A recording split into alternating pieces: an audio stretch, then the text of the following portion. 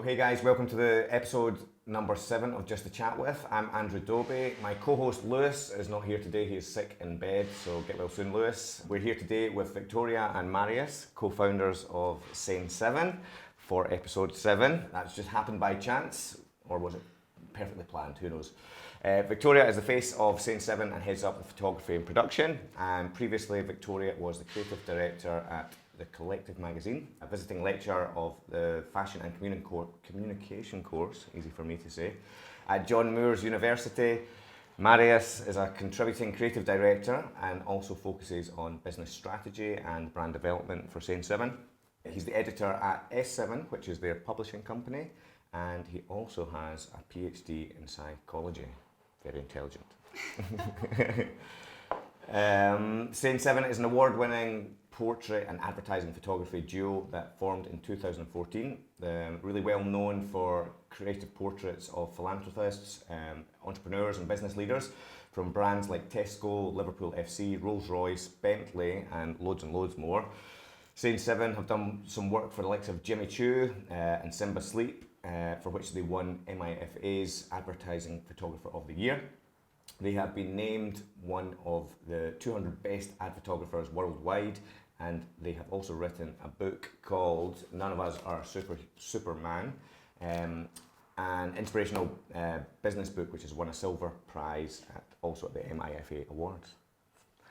That was a mouthful. Well, thank you for coming, and that was really impressive to listen.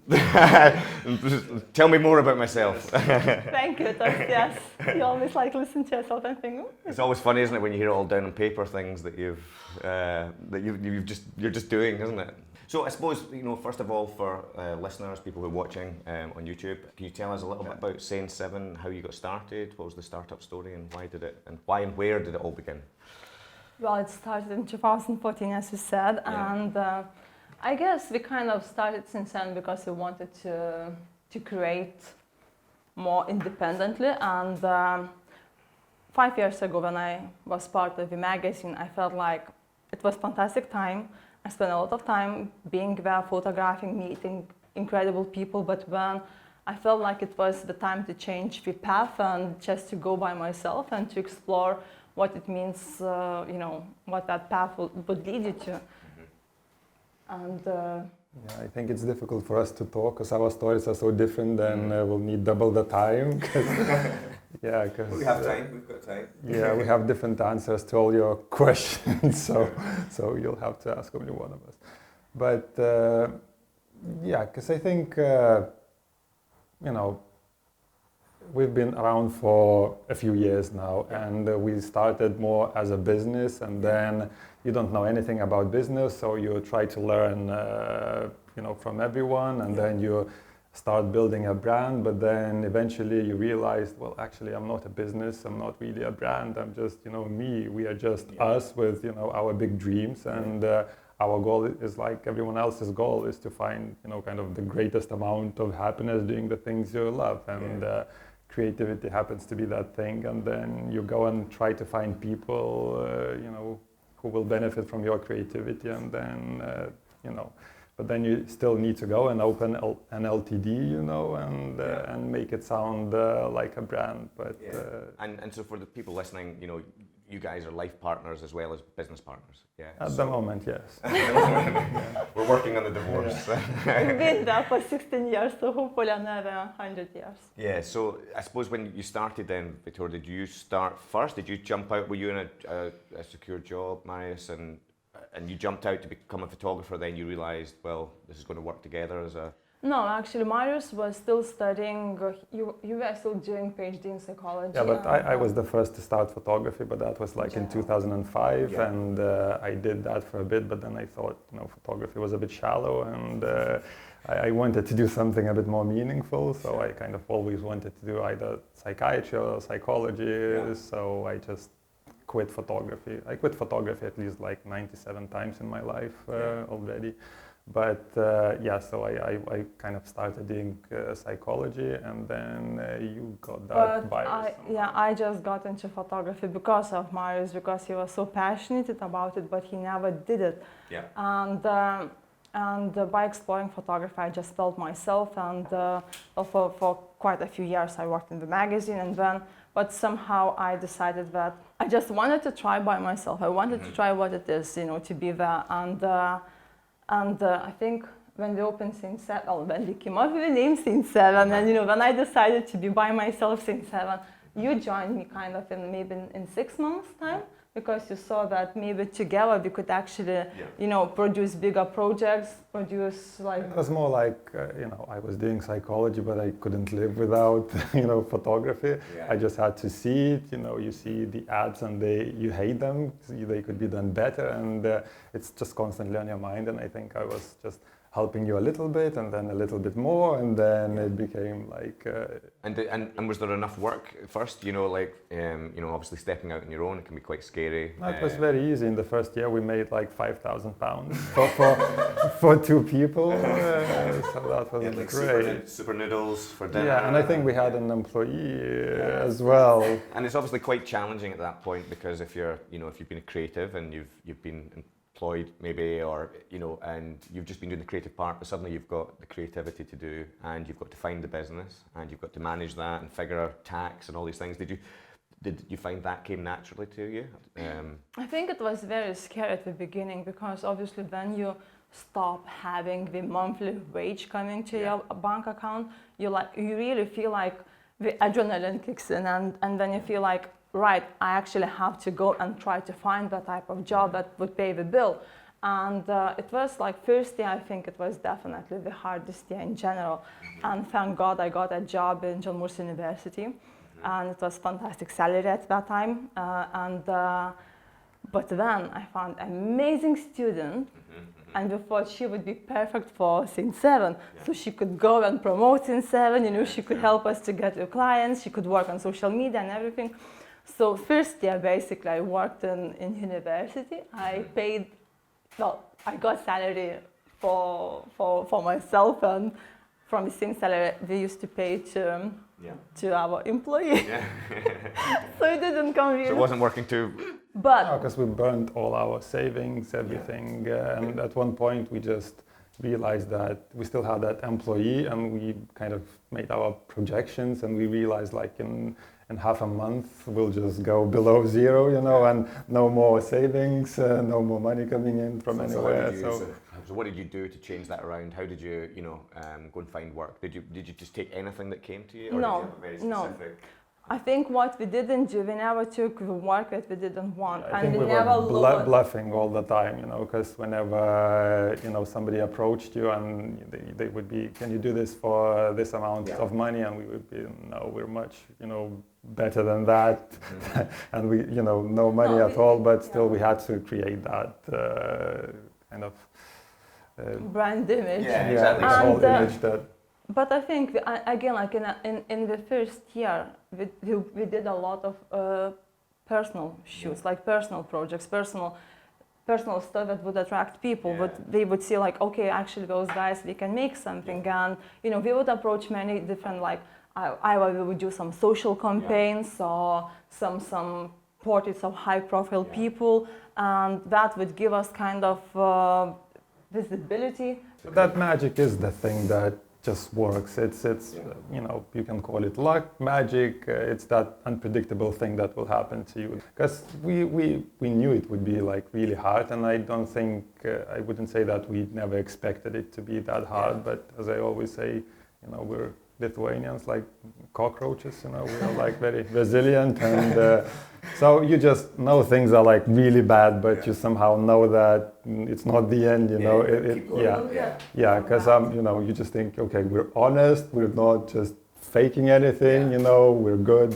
It just has to happen. But at the same time, again, like I think the first 2 years, I used to go to every single networking event. Like I would meet people. Like I would constantly be like non-stop meeting people, non-stop. I would always make connections. And I think again, like through that, maybe like first year didn't really bring any money, like you said, like it was nothing. But I think through those connections, like people kind of, they started kind of noticing you. And in second year, like someone needed more portraits or whatever, or some campaign doing, and then this is where we would kind of. Yeah, because you learn that it's a mistake to think that you can meet someone and get a job. You know, there's always like a number of steps, and if you meet someone, you may get a job in 2 years' time. But so you can't rely on it, but it will surprise you. Like it's always the case. Like looking back now, you know, obviously now you've been running the business successfully for a number of years. You know, like if you could, you know, if someone's listening and they're starting out and they're struggling to find work, going back to that beginning point, is there anything, knowing what you know now, that you might have done differently? I don't think so, because I think when you start, you think you're like the biggest thing. That's what happened in life, you know, and you are so brave and everything. And when things happen, and you know, we don't go to the plan. But then again, we don't have to go to the plan, because this is the thing, you have to explore yourself. Sure. You have to make those mistakes to learn from those mistakes. And you wouldn't get to the point where you are now, you know, without learning yourself. I think it's impossible to tell kind of a story what someone should do, because everyone should find the way. At the beginning, again, like we used to go to so many different business seminars, courses, and places, and people would tell you, you know, like you have to do this cash flow thing, you have to do the balance thing, you have to project, you have to write the business plan. I think what people forget, we are in very different fields. Like creative field is so different from like retailer, for example. And you know, like you can't tell me that I have to write a business plan, because it will not work for me. And that's how actually we came up with the book that we published. And we thought like, how come that some people are so successful and some people are just, you know, like we're trying so hard and they're not successful. So this is the Superman book, isn't it?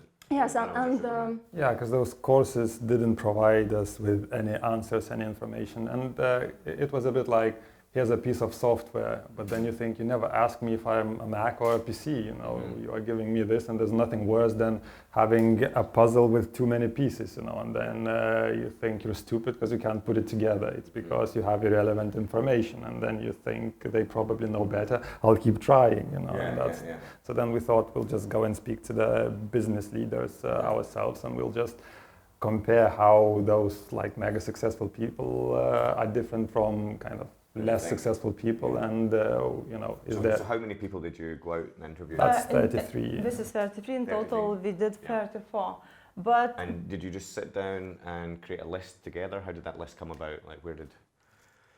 Well, all those people are somehow associated to the Northwest and to Liverpool, because at that time... Yeah, because we needed a reason to approach those people, and it's not like, oh, I want this guy, you know, and that Liverpool connection provided something they could, you know, connect with. And when you tell someone they're successful... Yeah, and then we realized... listen to you. Yeah, and then we realized that there are so many interesting, successful people, then it makes no difference whether, you know, you go somewhere else to another country to find...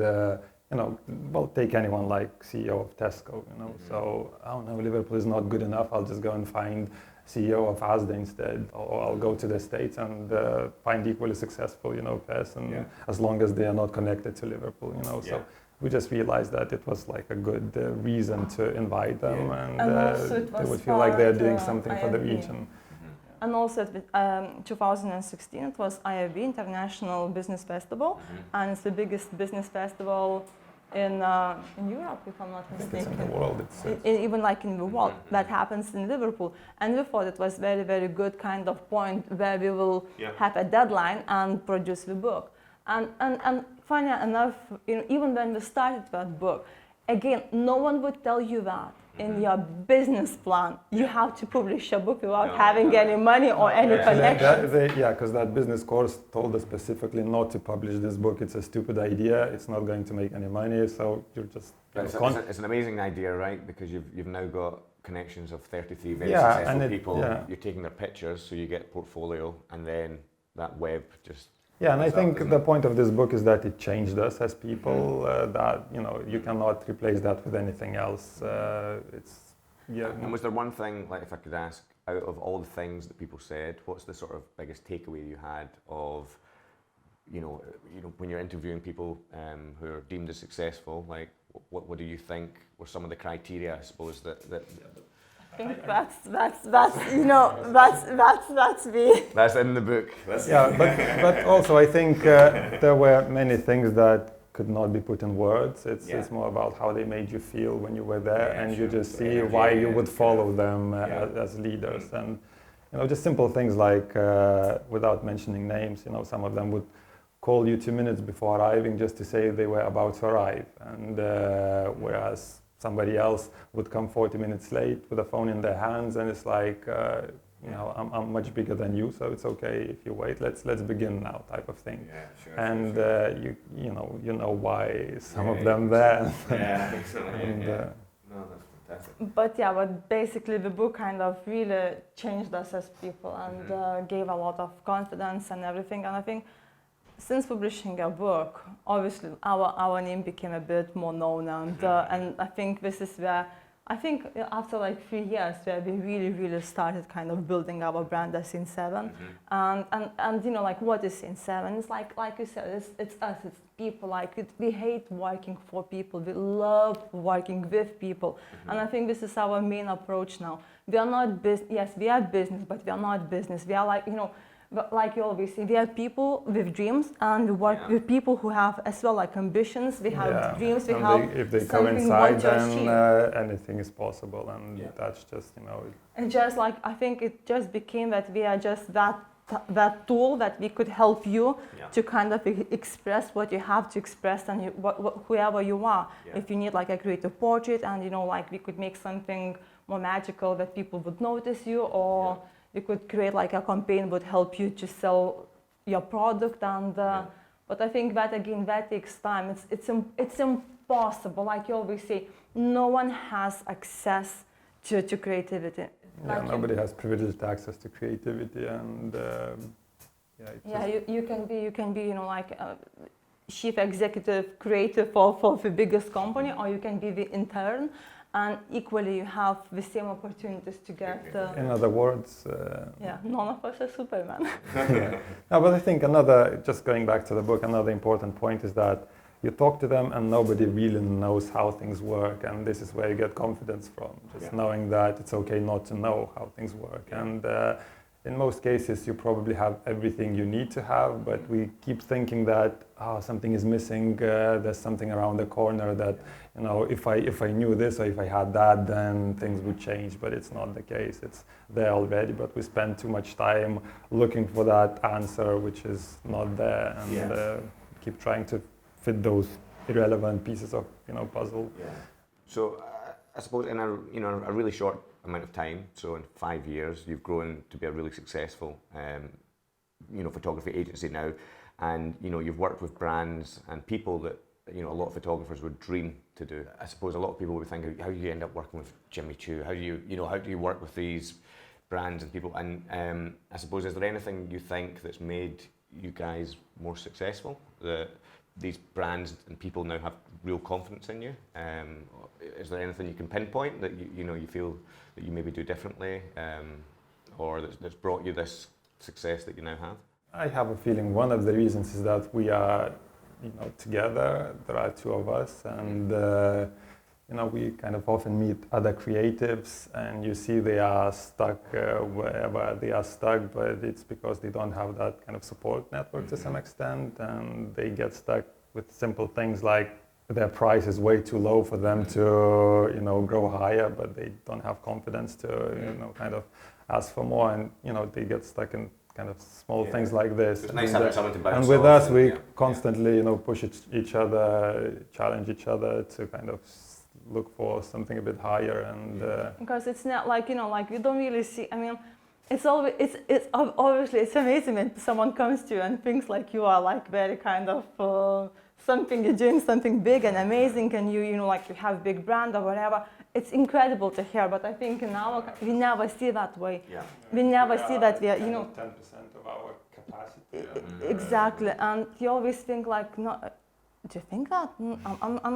Sometimes it annoys you, like, is this success? This is not success. This is not a success, because it is if you knew the thing in my mind, like Yeah, because I think when we have those really huge ambitions and you know, like dreams, whatever you want to call them, and then you compare where you are now, it's nothing. It's nothing to where you want to be. You always feel at zero, because that zero keeps changing, and you know, every day is like, this is shit. You know, every day is the same. It's all bad. You at the same time, you know that you've moved a little bit, but still, you know, your reference points moves with you, and you're constantly.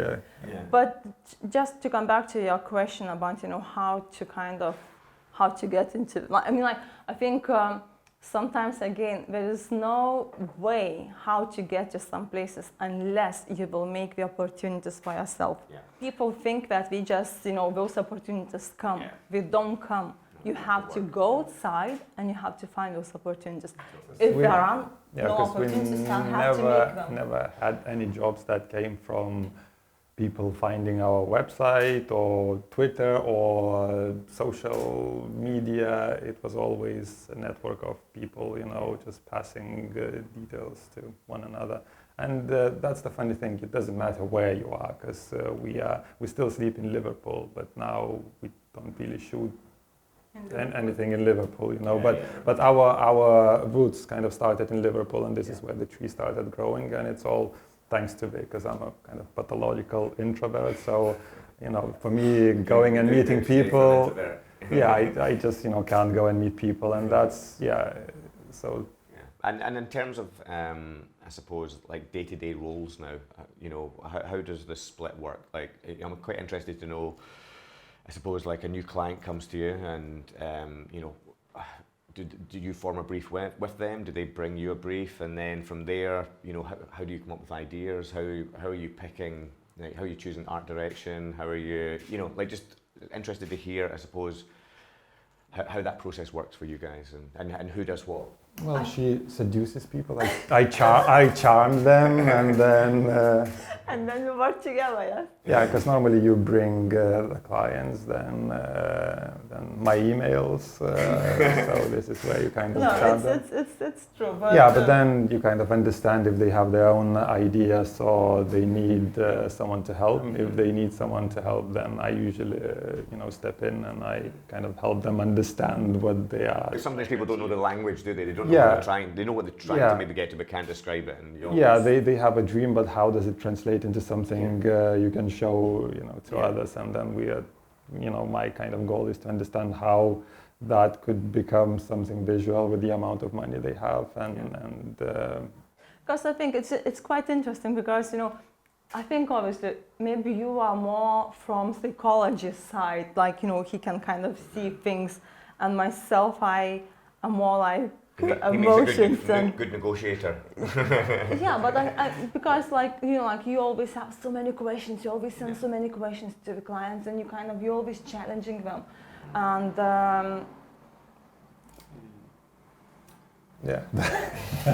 and then the story. Sorry. No, that's all right. That's all right. So you were telling me earlier on you've got another book planned. You want to tell me a little bit about that, because it was quite interesting. Right. Actually, both of us are planning, because again, this is another thing. Like, now we feel like we have to get out of our comfort zone again, at least me, and, you know, to do something else. And and this is related to roles as well, because we don't really have roles, because we dropped that idea kind of a long time ago. It comes back to that nobody has privileged access to creativity, so, you know, roles kind of put some constraints on you. So now we just basically do whatever we want, whatever we are best at, and because it's a dynamic process. You always see, you know, it's like talking here. You know, she looks at me and I know she wants me to kind of continue, you know, and then I look at her and she knows. So it's the same, you know. It's not like she had a role to tell you things specific to one thing, but because this, you know, that next book is basically something that's like really interesting to me. It's the thing I would really love to do, and this is why I'm doing it. So it doesn't really have like a specific marketing purpose or anything. It will work, you know, when we have it. Because what's the concept for the book, just for? Because just from psychology, you know, kind of point of view, because I'm still interested in how things work and why things don't work, and so this book is about why books don't really work type of thing. Because if you think about it, it's 2019. We never had more knowledge about business. We have Nobel-winning researchers, professors, and business leaders writing books. And in the same year, we had the record number of companies going into administration. Why? It's not because they don't read the books that have all that knowledge, but where do things misalign? Why doesn't this work, So I just became really interested in that, and then I started kind of writing about it, and then we thought it would be good to invite FTSE CEOs, FTSE 100 CEOs to kind of contribute. And but Marius is writing the book, and I'm developing the style for the portraits, because it will be like a new style for those portraits. And to some extent you have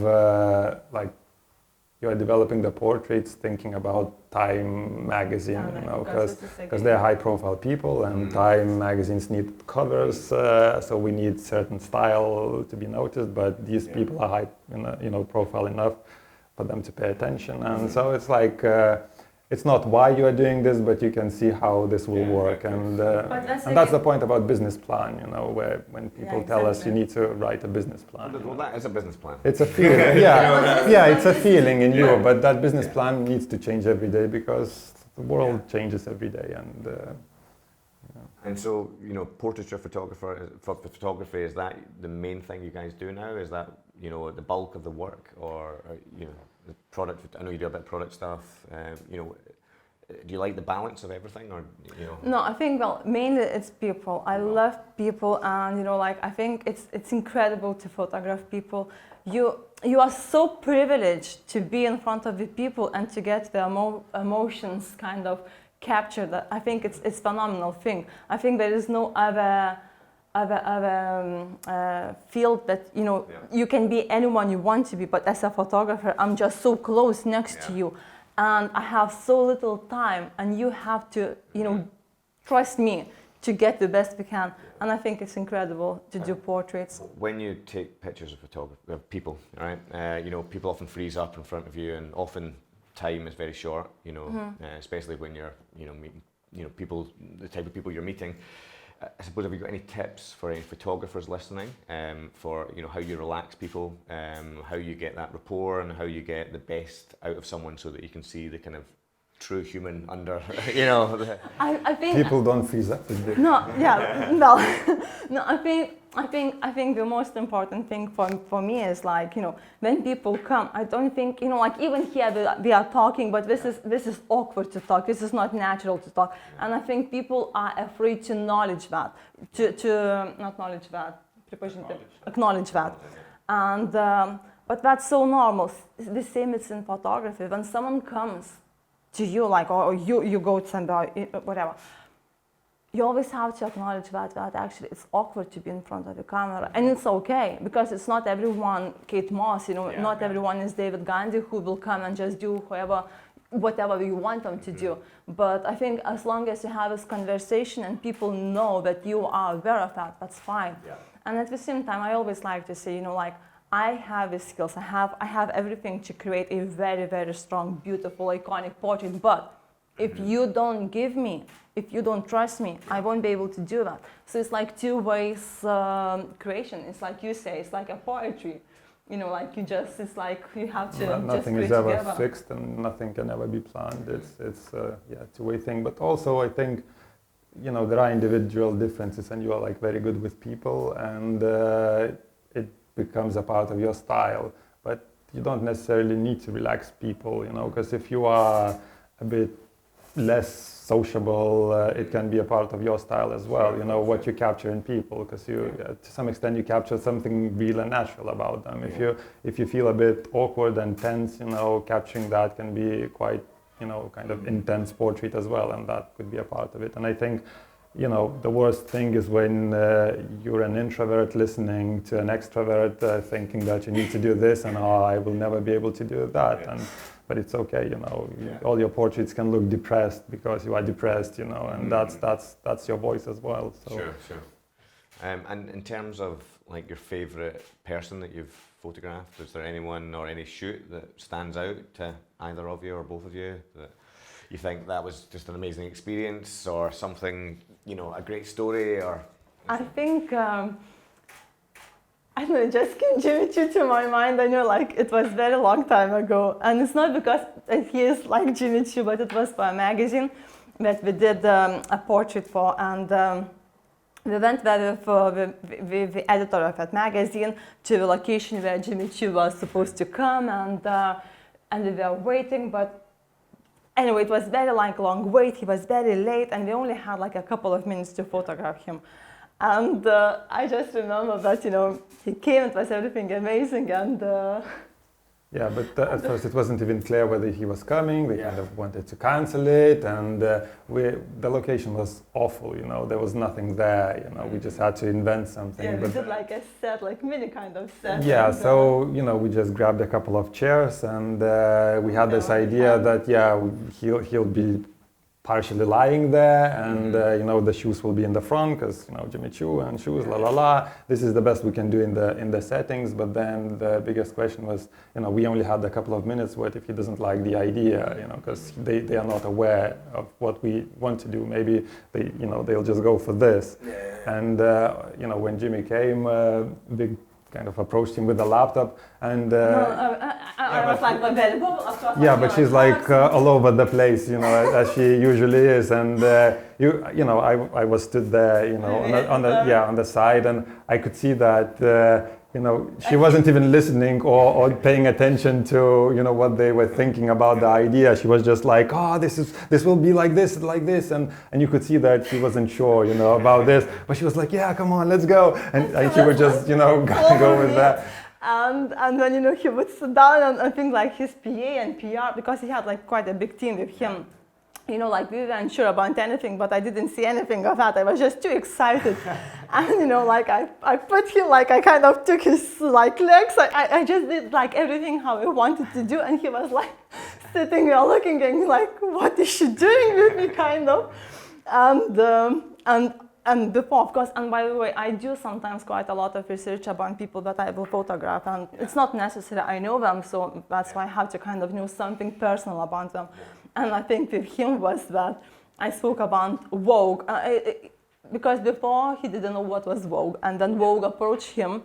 When he was very young, because Vogue noticed him and they called him to say that they wanted to feature him. But back then he said he didn't even know what feature meant. He thought they just wanted to steal his ideas. So kind of he just said, And so basically when Vogue called him, he refused to do anything, and anyway. So like I wanted to get some kind of expression from him, and I just remember saying, Jimmy, tell me, what did you tell to Vogue when we called him? And he was kind of, he really relaxed, and he did something like kind of like a gun thing. And we got the shot, and then he said, who is she? So I think we'll have to put this photo in the comments somewhere, so anyone that's listening, dig about, we'll have stuck it somewhere so that you can see it. It was just really nice. I mean, like, it was quite interesting experience because, and by the way, those 5 minutes turned into like nearly an hour chat with him after that. Oh, fantastic. I think I can see the energy that has come from that shoot, so you clearly enjoyed it. Now, I know photography, being a photographer myself as well, is not about gear, but some people listening are probably interested. What do you mean it's not about gear? It's about the person behind the gear. But for some, we've got a lot of creative people listening to this podcast or watching, and I'm sure they'd be interested to know, like, what do you guys shoot on? What's your process in terms of, are you straight into Lightroom, or are you retouching in Photoshop? Like, what does that process look like, and what gear are you shooting with? I can answer. Okay, please go. No, but I think the point about it's not about the gear. I think gear is also important emotionally. So let's say, you're a photographer, but does it mean that you'll shoot the same photos with different cameras? If you take a film camera, take your phone, and then take the usual camera you work with, you'll get 3 different photos. And I think you need to have some emotional connection to the gear, even if it's sad, but you need that kind of emotional connection. Yeah, but we shoot mainly we shoot with Nikon G850, and if like if you shoot bigger campaigns, you just hire something. Hasselblad or whatever, and. But we always shoot tethered to a laptop straight into Capture One, and usually you apply some kind of filter. So you're seeing it live as you're shooting, so you're seeing it Yeah, tethered. The clients we always have that. So you've got that grading, color grading. Yeah, because the problem is that clients don't understand how the photos will change after that, and also you are not quite sure if it's a good idea for them to see how that changes. And that color grade makes a big difference, right? Doesn't it? That instantly it turns it from looking through a window to like showing a painting or telling a story. I always find that as well. And in terms of the lighting, like obviously you have some kind of brands that you love, and like we love Profoto. I think like all our equipment, it's only by Profoto, and in terms of the retouching, we have a retouching team, and so it's not you guys. You don't do that now. No, we don't do that. We actually, So and where are they based? Are they based in the UK? Or? We have a couple different people we work with, and some in Lithuania and some in UK. And you have specific people that are good for people and skin, people that are good for or yes and no. I think it's more like for different projects, because again, like retouchers can have very different styles, and like someone they would use more like for portraits, and some more for like campaigns, like it could be very different projects for different people. Yeah, but we just didn't want to spend all that time at the computer, and so retouchers do it much better anyway, because they specialize in that, so why not? Sure, that makes sense, and it frees you up to keep shooting all the time. And it just gives us like enough, again, like more time to work on our own things, like concepts, and for clients, and for inspiration, for like working on your own kind of creative mind. Yeah, and in terms of just like sort of inspiration, so if you're creating something for yourself, or just if you've got a brief and it's quite free in terms of style, where do you go for inspiration? And I know that's a difficult question, but is there any sort of go-to moves? Like some people like to just go out into nature, and other people like to go into the city and see loads of things, and other people go into the internet. Like where do you go? What do you do? I think first it's a bit a mix. I think if directly where I would go, obviously like Pinterest, Instagram, this is kind of our daily thing. Like we know exactly what's happening in the world with every single campaign. With like generally we know pretty much what every big photographer does. Like this is what it's our breakfast basically. And but I think a lot of inspiration come from like talking to each other, like because we have poetry clubs in the morning, so we just constantly talk, and out of that something is usually always something new comes out, because the problem is that in your head you keep making the same dish, and you overcook it, and you need some new ingredients basically, so and any ingredients will work. But another funny thing is that most of the answers are in your head already, your creativity is there, but it just takes time for it to just come out. It's just connecting something, but you cannot force it, You just need to basically sit there. Is it yet? No? Not yet. But for example, like recently we worked on a personal project with animals, and with Animal Park. And for example, like for inspiration, we looked a lot into in the portraits, like in the portrait galleries, in the paintings, and and like Garden of Eden theme, and just kind of. And we kind of took like small bits from there, and like we created, and that project was really, really beautiful and amazing. We had opportunity to be in one enclosure with 7 wolves, which was quite scary. Wow. But it was, again, like those type of projects, they just make you feel so alive, and just so it was incredible project. That's a really great thing to shoot wolves, isn't it? Like, it's not an opportunity that many photographers will ever get. Yeah, but it's not only like to shoot, but actually you make the whole set well, like with actually the whole set. And then a portrait that we took. This girl, she looks after the wolves, so she kind of, she's familiar with them. Yeah, because the project was about, because one day animals will go extinct, so these photos will be like postcards to remind people about the connection they used to have with animals, type of thing. So those connections are real because they work in those animal parks, and they have that real connection, and it was interesting to capture. And was this a composite, or was this something you layered up, or did you have to get this all right in one shot? Everything in one shot. We didn't. Yeah, we wanted to make sure that everything would be as perfect as possible. Even like for the wolves, to keep them in the same kind of like in the position where we wanted them to be. We put the squirty cheese. Apparently, wolves like squirty cheese. My wife likes squirty cheese. I should tell her that. So that's their thing, is it? That's how you keep them happy. Yeah, so. You would think that you would bring some meat and ham, and they'll be yours, but no. No, we didn't actually. Yeah, we weren't interested in meat at all. And they were pretty tame, like kind of chilled, or was it? At that time, yeah. They're quite big wolves, are they not? They're quite big things. I mean, intimidating, yeah.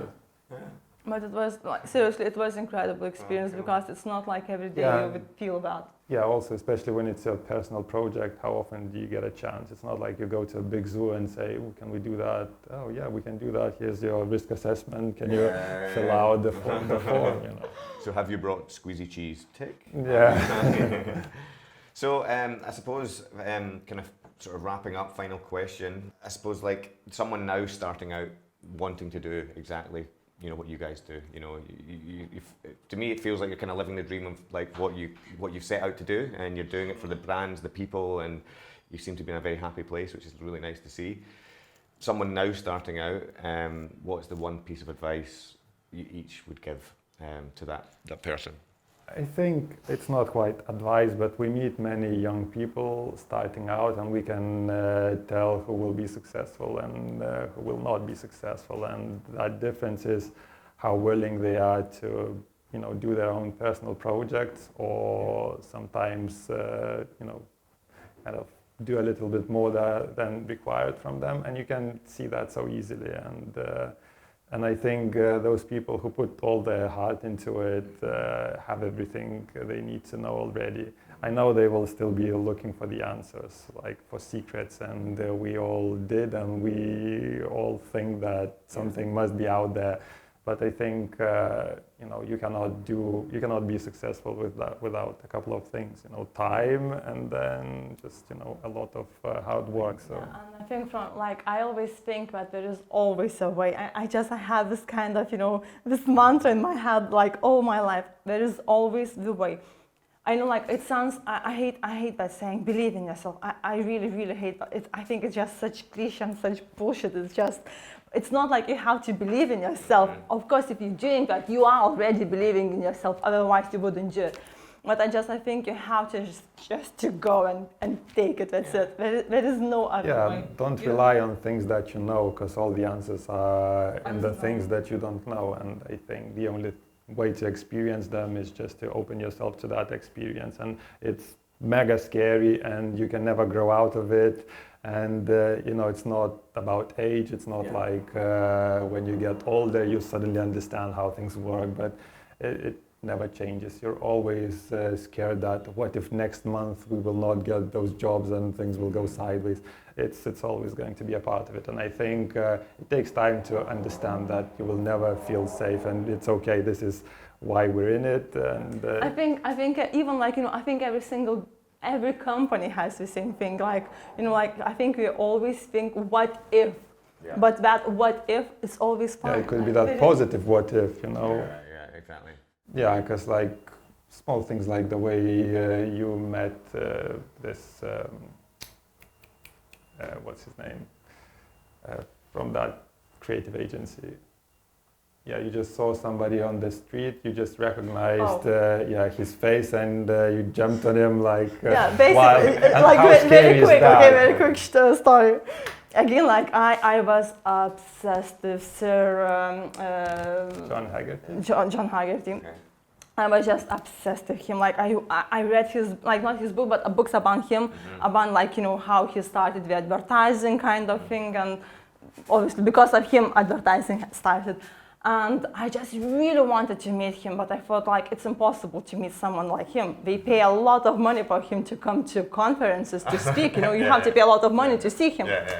And one day, just by accident, again, like it was so many different kind of events on that day that happened, and something was cancelled. Like it just basically that I ended up being in that place, in that street where I walked, and I saw someone coming towards me, and I thought, oh, that guy, he's like an actor. Like, you know, I recognized him, and then he walked, like he passed, and I thought, oh my God, it was John. But I realized that when he was about 20 meters away from me, I left my friend. I said, just wait here.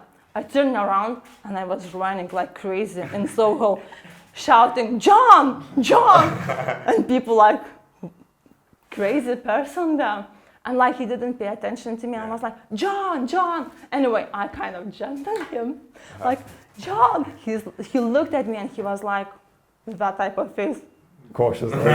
what do you want? And I was like, oh my God, this and that. I told him, like, you know, how much I loved him. And he invited me for a meeting, and I met him for a couple of hours. We had a chat, like in his office and everything. It was 2 years ago. And yes, and it just again like... But that changed a lot, the whole discussion with him about photography and image making, the difference, and... Actually, when I left his office, I was very upset. I nearly cried, and I thought I'm going to quit photography, actually. But no, he was actually also like one of those people who very constructive and who turned the point of what, like the way we see photography now. And I recently emailed him actually, saying thank you for that, and hopefully I'll meet him quite soon again. And yeah, but the point was that moment was so scary, you know, approaching someone and just being all vulnerable and knowing that they'll reject you. But without small opportunities like that, you know, you either take it or you leave it. And I like it. Well, I could literally sit and talk for the rest of the evening. Thank you for coming. So thanks so much for coming all the way up here. It's been an absolute pleasure, and you know, I love seeing your work and I love seeing you guys. So if you are listening and you like what you're hearing and would love to support the podcast, we'd love you if you could rate us or review us, help us get the word out, and make sure you jump over to the Sane Seven website. Your domain is Sane7.com. It's very easy, very easy. But it's not same seven, it's sane. Sane, S-A-N-E, Sane 7. And so if you've been listening on Spotify or Google Podcasts, you can also watch the full episode on YouTube. We have a new a new episode coming out the first Monday, Keenan, is that right? The last Monday of every month. Thanks, and see you. Thank you. Cheers, guys. Thank you. Oh my God, that was so